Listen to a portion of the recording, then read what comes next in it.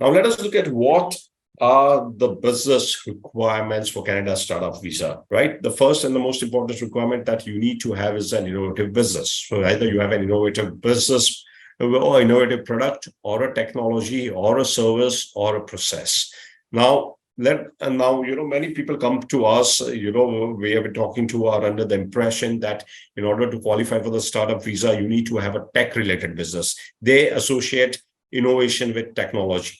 Now, that is not the case. The innovation has to be looked in a much wider scale. You can have even a traditional business can have an innovation in terms of delivery, etc.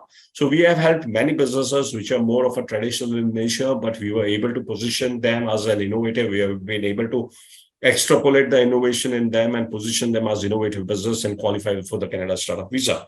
For example, we had a tea business. So we had a business which was into tea. We were using some analytics, some data, etc., and inputs from the customers to see what is the kind of taste they prefer, what is the kind of outcome, why are they drinking the tea? Is it for taste? Is it for relaxation? Is it for break? Whatever it is, what was your preference? What kind of mix you would have? And based on all this data, we would create a customized mix of tea for you and deliver it to you. We had another example of interior decorator, wanted to start an innovative business. We designed an app. Through the app, you can design the, home, you can play around with it. And at the back end, it was linked to the suppliers. So if you have, particular item you want, then it is linked to the supplier of that item in the backend database, and that can be used. Through that, you can order those items. So these are the kind of, even traditional businesses have been converted into innovative businesses. Right. The second requirement is that you need to have some kind of a track record. We need to see that, okay, you have an innovative business or you have a traditional business. We need to show that you have some kind of an entrepreneurial experience, some kind of a track record in running the business. It did not necessarily mean that you need to have a huge turnover or a huge business setup, but we need to show that in the past you have worked as an entrepreneur, or maybe you have experience as a senior manager, you have a leadership position. Ideally, you should show that you are in a leadership position and you can take business decisions. You need to show that the business is economically viable.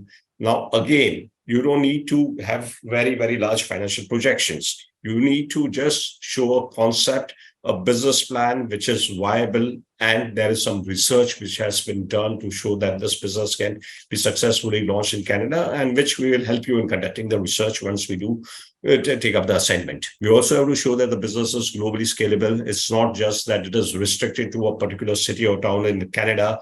This business has the potential to grow across North America and also potentially across the world. You need to have a very solid business plan, and this is where we'll help you. And now this is one of the recent announcements that you need to show that you have enough funds available to support your startup and grow your startup in Canada. It doesn't mean that you have to immediately invest all this money into the business. You just have to show that this funds are available with you, show your bank statements, show your fixed deposits, show your demat accounts, your mutual fund statements, etc., to show that you have funds available to fund your startup. The most important aspect of this program is that up to 5 founders can be a part of a single business. This is a business idea or a concept. All 5 founders who are a part of this startup, they as well as their family, all of them will be able to get PR from a single business. And the only condition is that each one of them should have minimum 10% of shareholding. Again, many people come to us, for the Canada Startup Visa program and ask us whether it is necessary for the business to be successful in order to get the PR. Now, I would request all of you to please, we have a video on this subject on what is innovation, on what are the myths. There are some myths pertaining to startup visa. We have created this video. The link to the video is available in the chat box. You can go and look at this video for a detailed explanation of what exactly is innovative business and what you mean by whether how success of the business. Now, this is the only business program where you can apply for the PR based on a business idea and concept and not actual business. You don't need to actually set up the business and then apply for the PR. You need to present a business idea. You need to present a concept.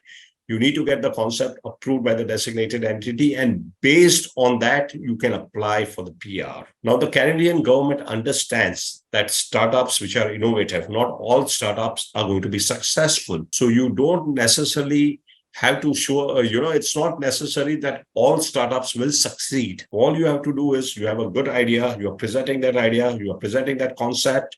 And once after you file your PR, you file for your work permit as well. You move to Canada and you have to show that you are genuinely working on a startup to achieve your business plan. Whether you achieve your business plan or you don't achieve, that is a separate thing. But you need to show evidence that you are working on your business plan. So you don't need to worry that what happens if my startup fails? Will I lose my PR? No, you will still retain. Once your PR is given to you, you will still be able to retain it. You need to continue working on your business. Your business may succeed. Your business may not succeed. That is a different thing. But your PR benefit is there to stay forever.